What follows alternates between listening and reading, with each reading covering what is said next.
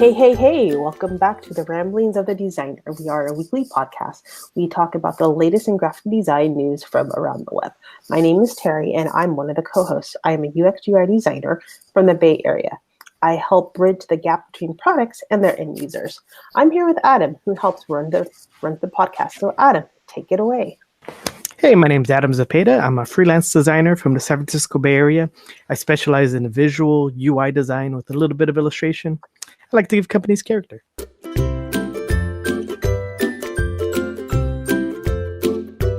Nice. I still like that line. So, Adam, how was your week? Yeah, this week was kind of fun, working on some portfolio stuff, here and there. Got to spruce that up every now and again.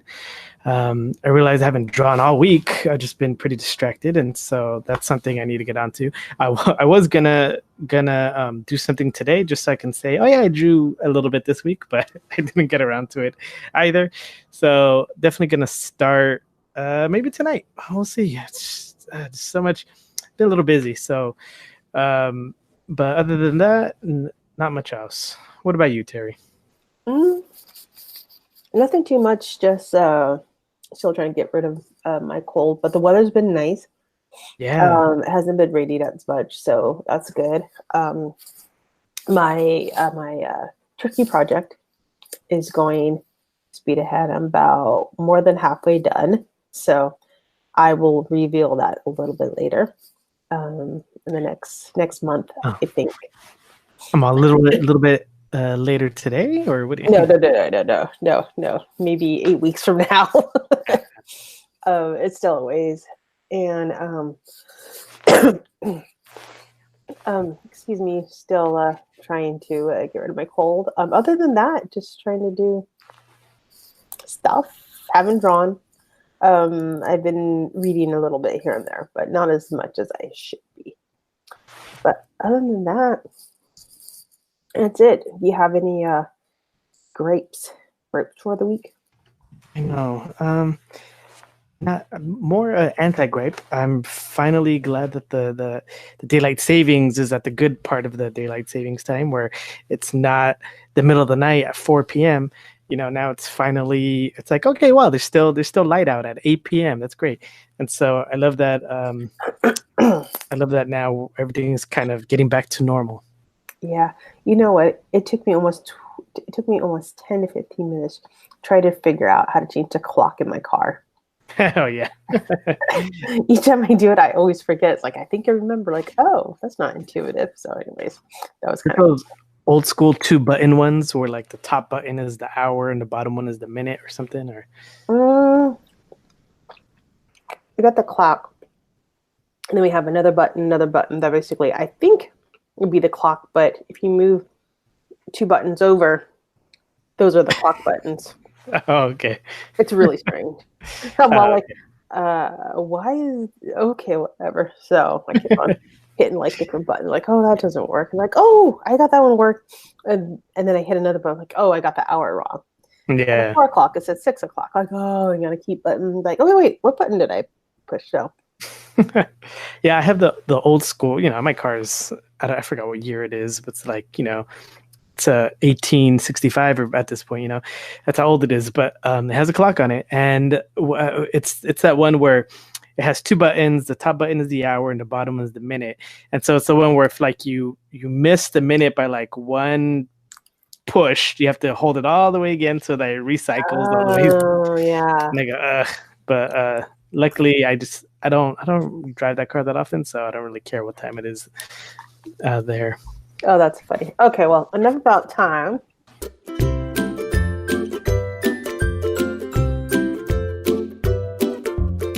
Now it's time to get into some articles. But before we go into articles, any big news?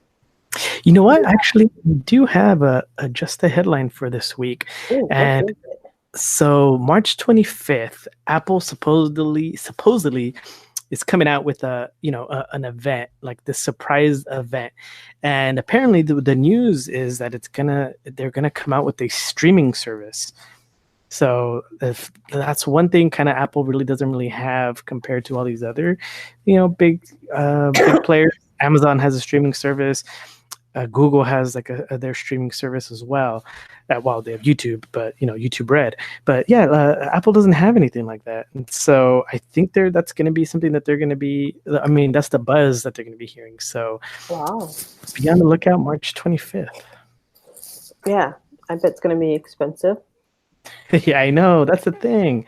Yeah, I mean, at least with Amazon, if you do Amazon Prime and you pay, you get all these like movies and stuff with it. So I'm all, you know what?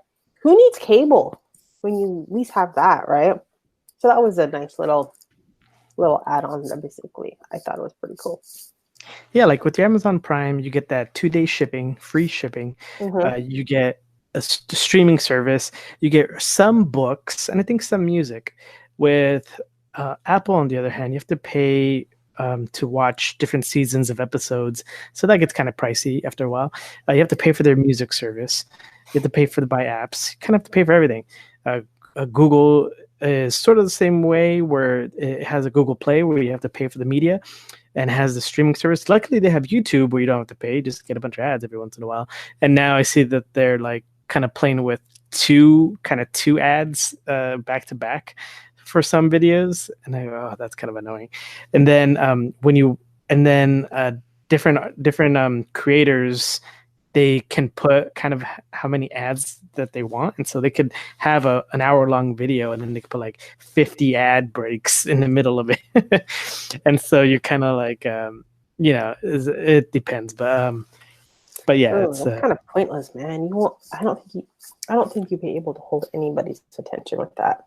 Yeah, that's crazy. Even if it's just like those pop-up ads on your screen instead of doing a commercial, if I saw 50 of them, I'm like, nah, thank you. It's not worth it. I'll just watch something else. Or I'll click, shift, bye-bye. Yeah. No, thank you. Click. Yeah, that's so funny. So going back to, so what is your first article? Let me guess. It's about Christmas. No, almost. It's kind of like... No, it's not. Let's see.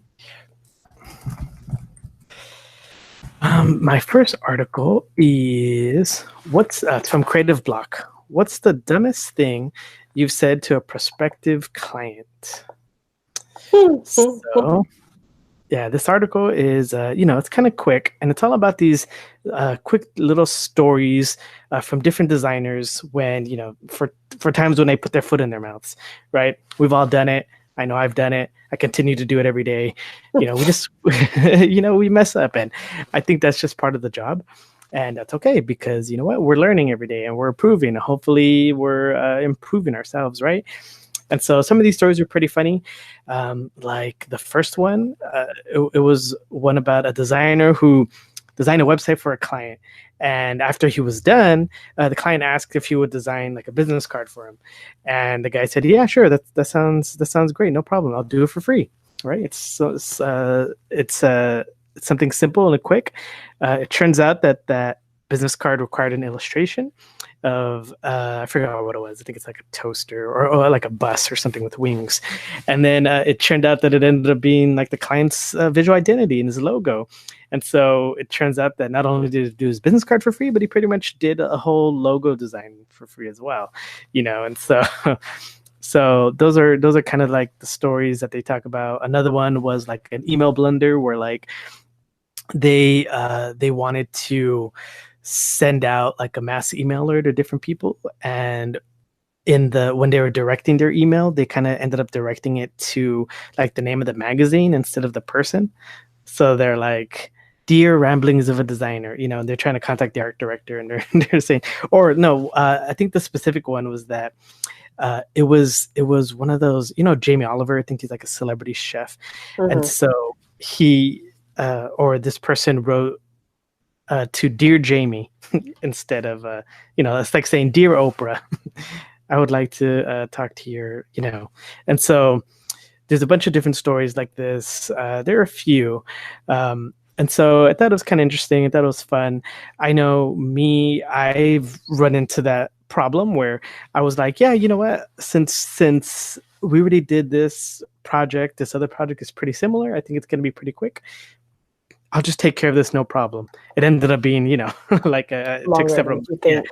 that's happened to me in the past. I always end up doing something like that for some reason. And so, yeah, Terry, what about you? Have you ever said things to a client that you regret? Like, Um, well, when I started to do freelancing and stuff, I wasn't sure like um to what to charge and everything like that. So first time I did my website, I charged very, very low. And basically after the fact, I found out how much I should be charging a little bit more. Like, oh crap, I just lost $300. I could have charged a little bit more. So yeah, there was that. Or basically, again, starting out, I would charge a client and say, oh, no, that's fine. You can pay me at the end. Never do that. Yeah. Get 50% of it, at least starting out. So if they do bail, at least you have some money. So I learned the hard way with that. And then when it comes to changes, they only have 2 or 3 changes because I did something for somebody and it turned out I changed the whole design. Because I started out with something and then after that it was totally like different. So I'll never do that again. So lessons learned, definitely lessons learned. But that's how you evolve and grow and make mistakes. Hit those roadblocks. Yeah. I think it's healthy because if you don't fall on your face, then how are you ever going to get better and learn and have funny stories like we have? I know. I mean, you're just gonna mess up naturally, and that's just because you've never experienced it before. Like I was watching a video from the future where they're talking about pricing stuff, and then they go, "Yeah, I mean, what about all the costs that you're forgetting?"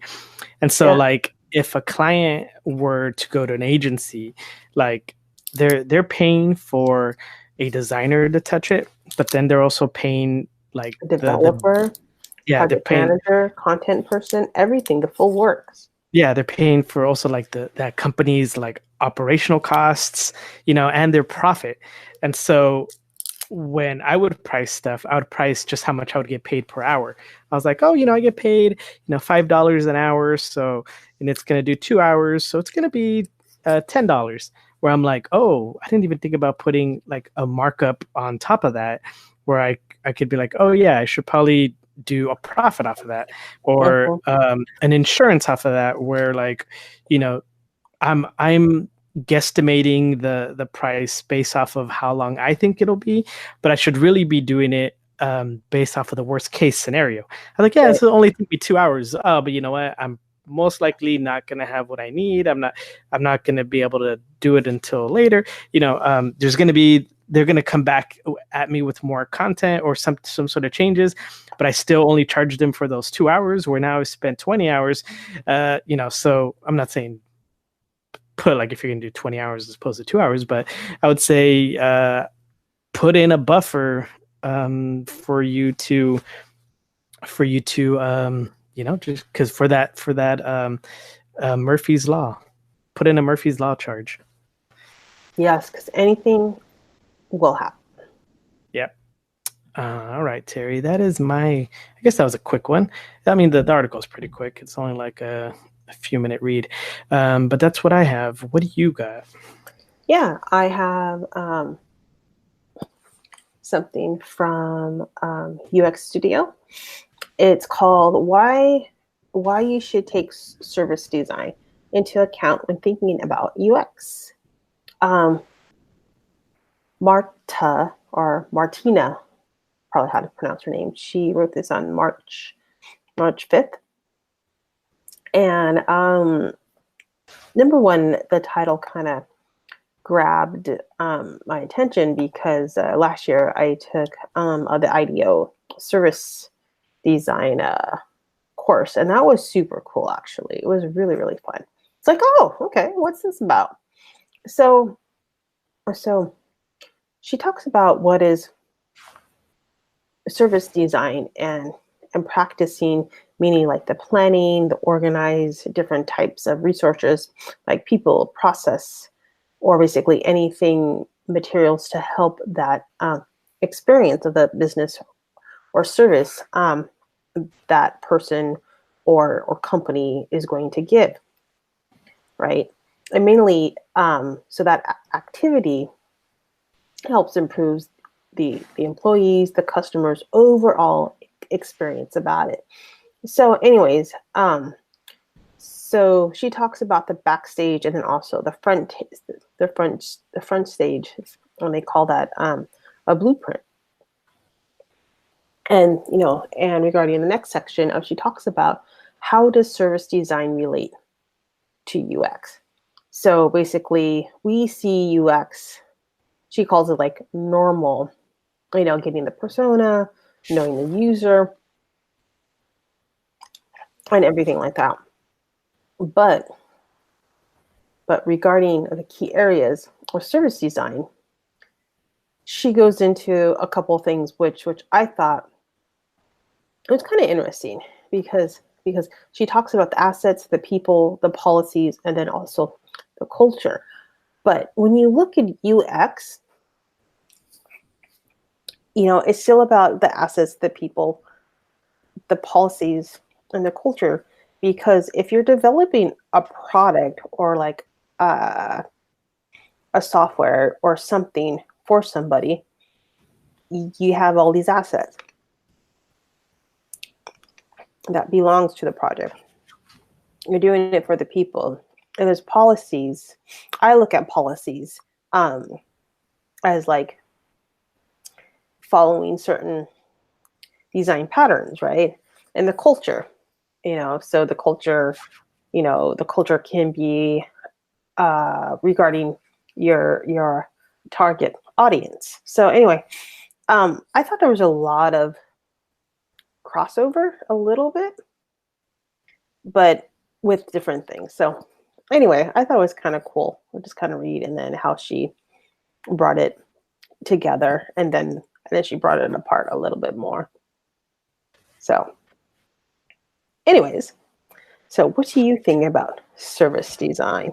Do you think service design is really important in UX? Yeah, I find their principles or strategies very similar to what UX does anyway. When you talk about service design, right? It's pretty much instead of applying these UX processes to products, you apply them to different parts of the service industry, like how people interact with an environment, how they interact with the different servers or the different people in a business, how they interact with the store, the building, how they interact with everything, right? And you kind of research the pain points. You pretty much you come up with quick mock-up solutions that you can test, and then you try it out, right? If you want to get more people into your bagel shop, maybe the idea of trying out free coffee and a place to have people sit and lounge around. So you can do something that you can mock up pretty easily and test and see how people react to it.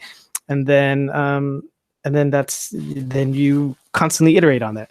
And so it's very similar. I definitely see a big crossover in I guess service design versus UX design. And I mean, the platforms are kind of the same, but not the same. But we can definitely learn from each area as well. Yep.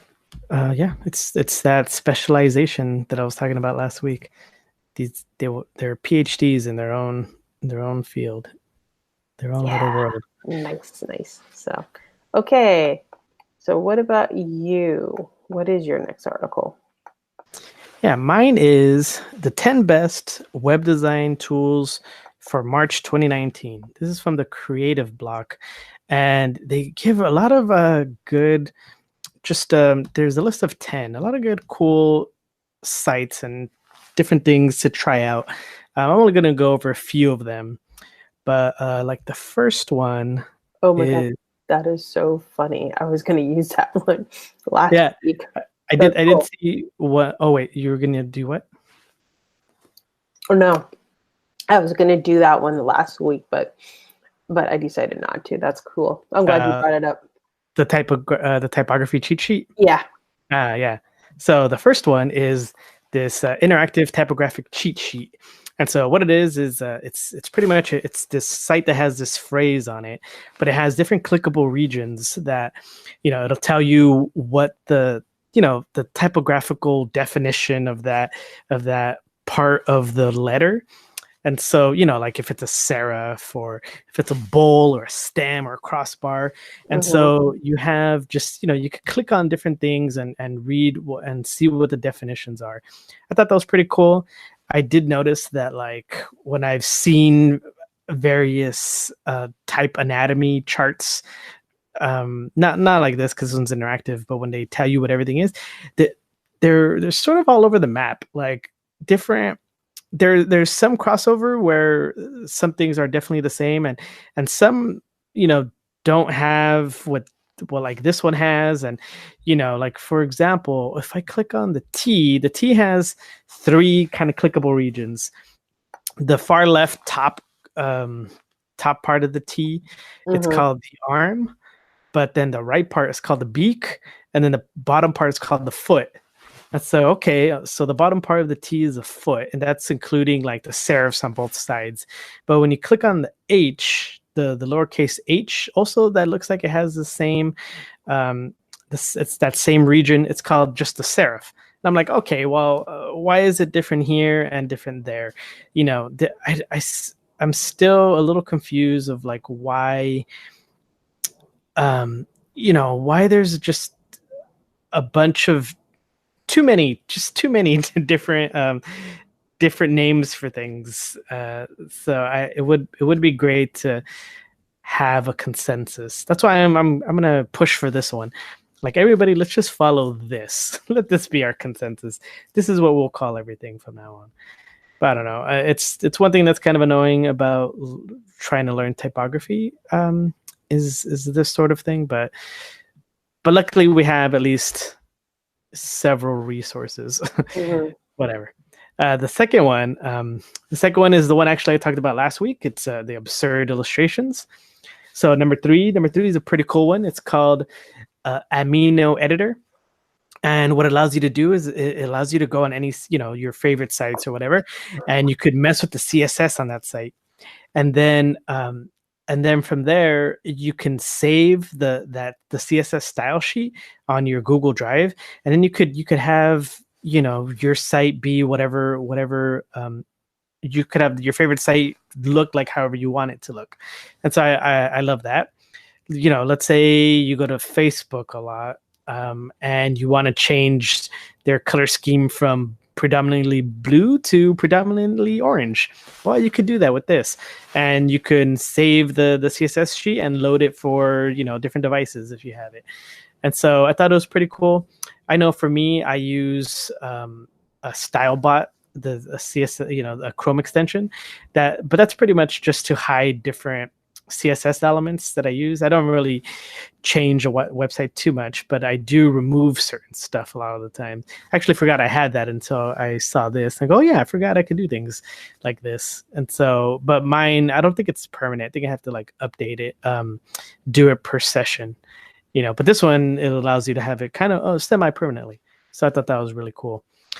Let's see. And the last one I'll talk about is this CSS selectors cheat sheet.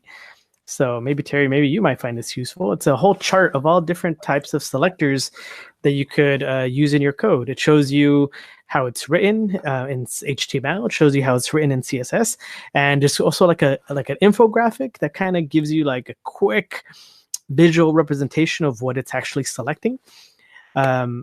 So I kind of got lost already, like 5 down. It's just too. They talk about pseudo selectors, and I go, forget it. I don't need to see that. Last child, first type, ninth type, only type. Yeah. See, a bunch of empty selector, bunch of nonsense. And so, but I think I think you could print it out, and so you could have Mhm. it, maybe like as a poster or something.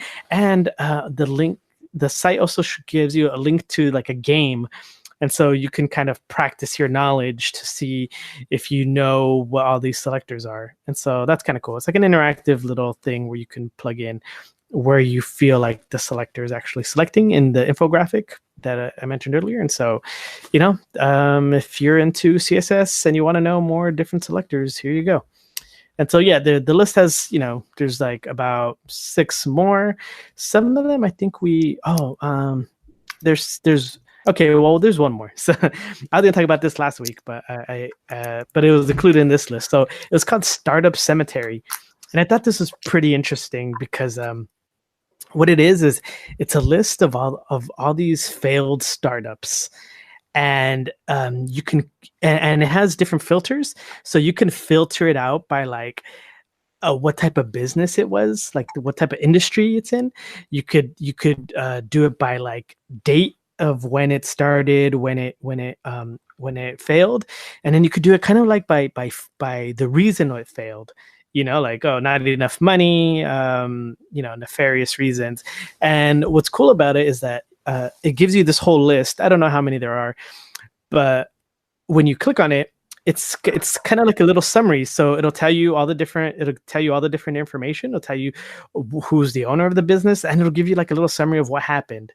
So it's like, oh, this site was for the site was to help you get your kid into college nefariously, and it failed because it was caught by the FBI or something. And so I thought it was, I was just thinking because of that big story that hit about Our City Blues.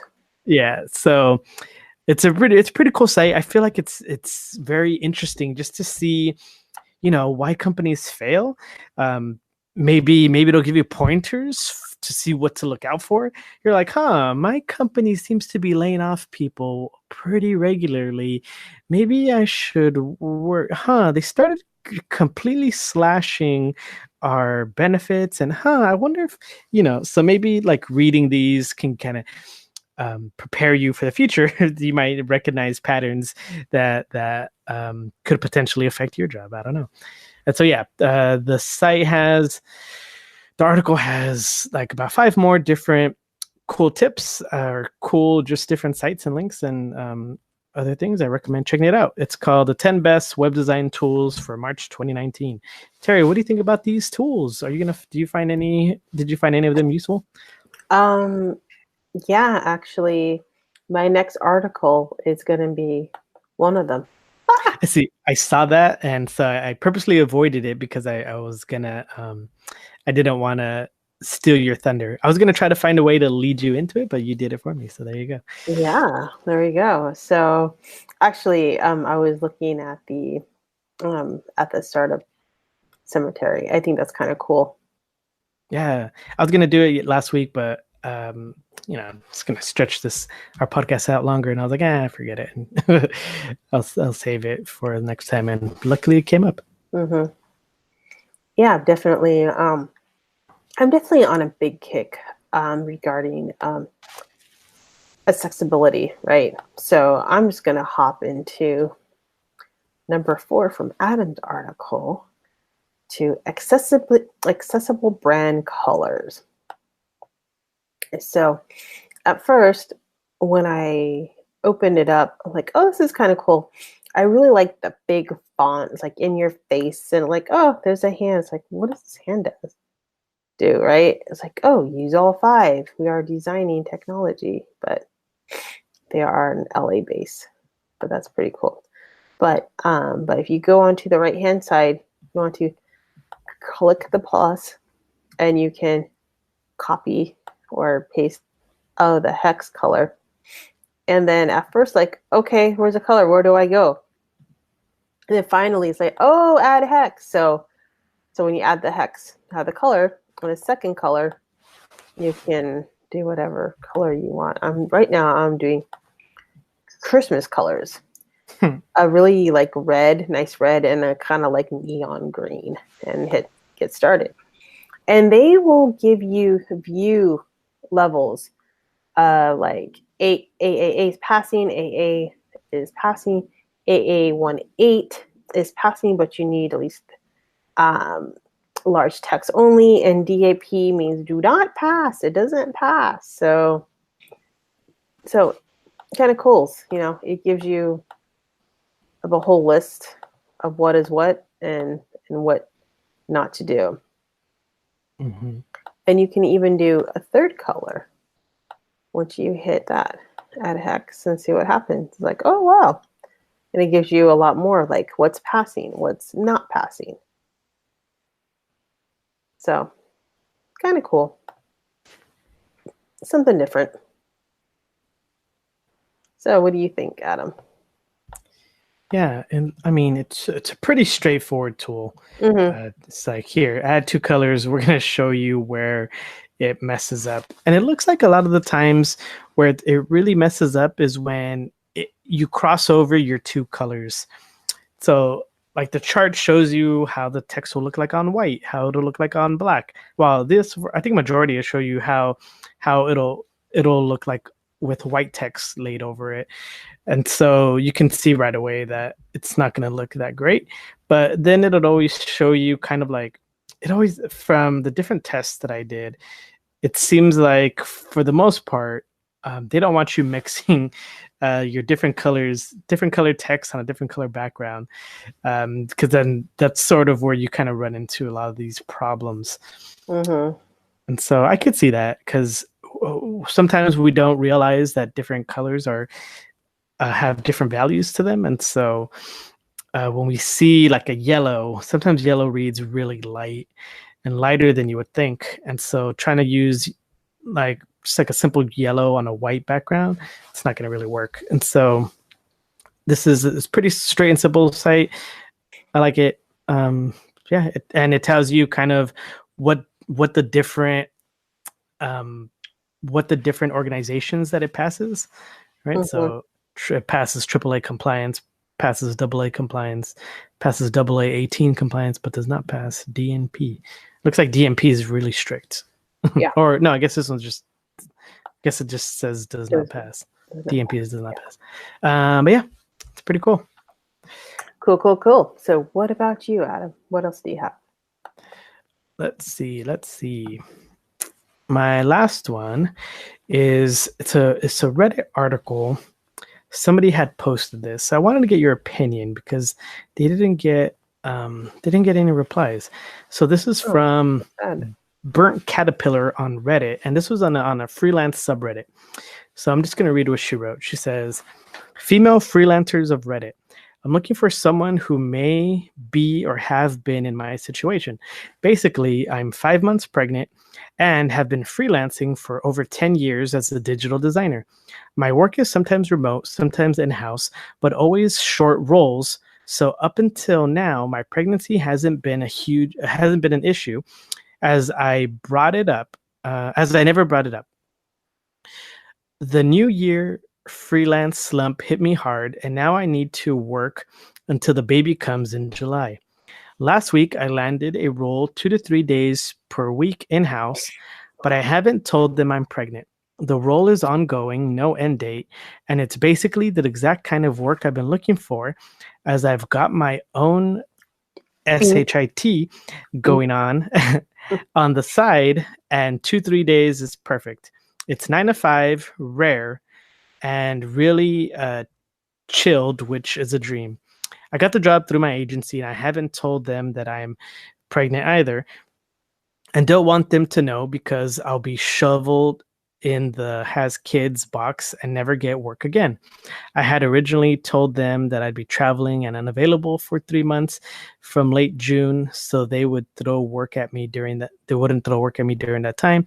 They appear to have forgotten about this because now here I am in a never-ending role. What should I do? I can't keep hiding my belly. It's getting bigger every day, and eventually I need to leave, but I don't want to burn bridges. Ugh. Someone who has been here, please give me advice."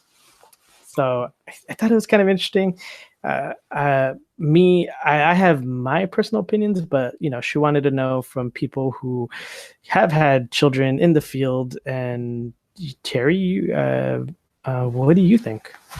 Yeah, well, everybody's different. I mean, uh, my previous experience, I was honest, told my work, came back 3 months later, 2 weeks, I got laid off. Mm. So it's like, okay, but I was really happy that basically I got laid off. So for me, that was a great thing. But it sounds like she really likes her job and everything, but she should definitely talk to a lawyer and see what kind of laws it is, because they can't just say bye-bye because I'm just gonna have a kid. That's, I think by law they can't do that, but I would say lawyer up and just see what the options are. So she's just educating herself, but on the other hand, she does have to be honest with them, and do tell them, because if something happens, they're going to need somebody coming in, and by just dropping at the last minute, that doesn't look good on her either, right? Because that's possibly putting a project on a bad timeline per se. So, I mean, again, it really depends on the people, because some people actually are kind people and good people, and they like, okay, and they're very honest, versus some companies, they're not as honest. That makes sense. Yeah, I definitely agree. Like, I don't, so that's why I kind of want to get your perspective on this, because I always felt like the longer you delay telling them, uh, the longer it's just going to get worse and worse. Like, I mean, what do you think is going to happen in the 3 months when you're away? They're going to have to find a replacement anyway, because you're a contractor. So they're going to have to get a contractor to replace, you contracting. And so the question really is will you have that same job when you get back? Since it's a contract position, I'm going to think no. It depends on how great is your relationship with your employer. If they really like you and you're honest with them and you let them know the situation, I can see them hiring somebody on a 3-month basis to cover you, and then keep you when you come back. Um, but first off, talk to your employer, let them know what's going on, give them a heads up, because I mean, from my experience, people love babies. I've never, I mean, I don't know how it is in the field for women, but I've never seen a situation where somebody was upset because somebody was pregnant, and like that was going to delay their career. I don't know if the listeners have heard a situation like that, let me know. But people have always been really supportive. And since you're working only 2 or 3 days, I wanted to see if the agency could do something, but I think you would have to be full time in order to get some sort of benefits. I would also talk to your agency. Maybe there's something you can do as far as getting some sort of compensation for being on a sort of maternity leave. I doubt it, but you never know unless you ask. Like I said, maybe for some cases they'll have more leeway if you're full time, but I doubt it. So I would just go and talk to them as well, because you're actually hurting yourself more by keeping stuff from them, and then you're burning bridges that way. And so, but just be honest with everybody. And I mean, if you found work contracting, you're probably going to find something again pretty quick when you come back. Agencies, they really, if you make money for them, they like keeping you around. So, Yeah, that's um, true. so um, if you have a good relationship with that agency as well, they'll, as long as you're available and they can sell you, they're gonna keep pushing you out there. So, you know, tell. I just recommend telling everybody. Yeah. So yeah, I thought it was an interesting article. I'm surprised, that's why I was a little worried because I was like, what are the problems that are going on out there where, somebody would have to hide their pregnancy? It seems kind of crazy, but whatever. That's my article. Terry, what do you got? Yeah, I have one more. It's called Fundamentals. And I actually discovered this because somebody was kind of asking me of how can I improve, or what are the little things that maybe I could look at to improve my portfolio or just overall neatness of their app, right? So if they're going to a job interview or just trying to break into the industry, they kind of asked me the question over, I think it was through LinkedIn and stuff. So I replied back, and this was basically, I found this is like, oh, this is kind of cool. And it's like, you know what? This is a good reminder for everybody. So it's by Jonathan Z. White. His title's called Fundamentals. It says, before you can master design, you must first master the fundamentals. So the biggest question, I think everybody here, even for seasoned designers, how do I become a better visual designer? So he was just reading it back. So fundamental 1, go back to the basics with type. You can tell a lot about a designer by looking at their typography. This is because type is a fundamental basis for design, which he is right. If they can't read it, big red flag. Keep going, right? So fundamental 2, use space to create balance. Spacing helps establish vertical and horizon motion in your designs. It's pivotal for creating visual hierarchy and forming association between each element. So I'm going to stop there because I don't want to read every single one, but he gives really good tips and examples. There's 3, there's 4. So yeah, it's really cool. It is a very good thing to remind yourself. I've always said this as well, and basically he actually wrote it down here. It's like, treat your work as a craft, right? You want to keep better, improving, and that's how you become a better designer, just by doing it and just looking at different apps as well. So what do you think? Do you think he is onto something, Jonathan? Yeah, well, it definitely does make sense to go back to your fundamentals as much as possible, revisit, make sure you're just as a refresher, make sure you're doing everything right. He does talk about a good exercise.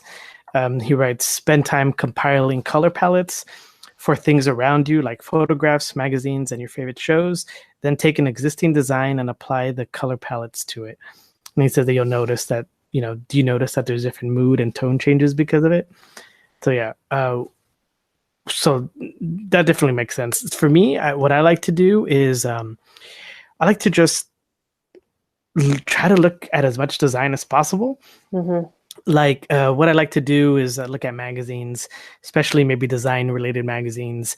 If you have library subscriptions, sometimes you can get digital magazines for free that way.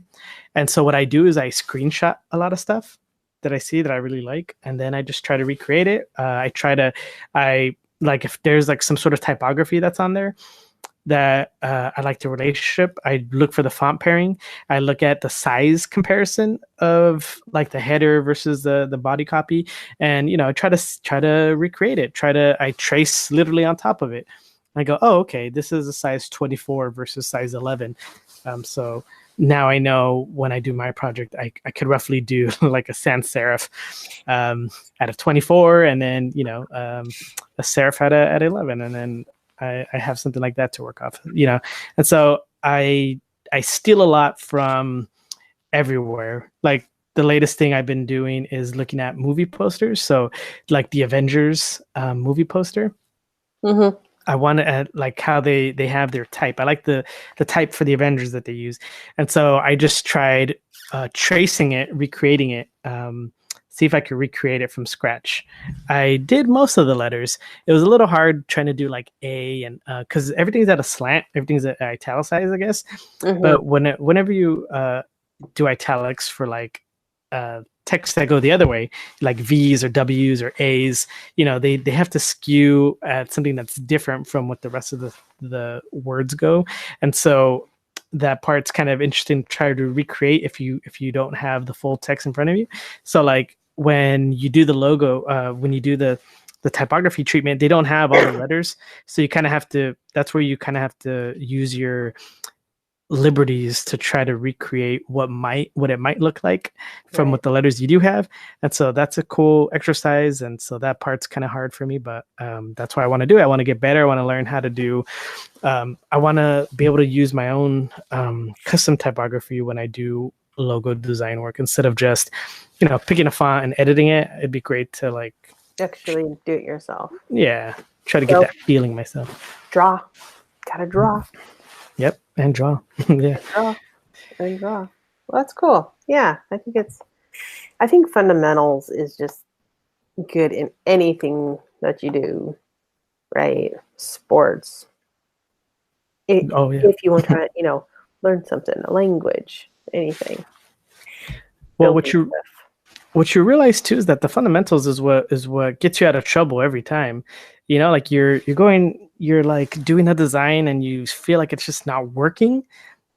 That's where you just got to go back to the fundamentals. You're like, okay, well, what's the relationship between this typography? What's the color and value difference here? Oh, you know what? The value is completely off here. This should be like 3 degrees darker, Mm-hmm. or like 30 degrees darker, 30% darker, so you're like, okay, so if I just go back to the fundamentals, at least this part will work and I'll get unstuck.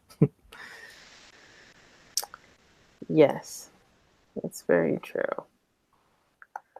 Yeah, but that's it for me. How about you, Adam? You got any more, or are you done? I am donezo. Dunzo? That's a new one. I haven't heard that one. Dunzo. It sounds like Enzo, but Dunzo. Yeah, I'm donezo. Dunzo. Hey, if there's an Enzo out there, give us a call. That would be awesome. All right.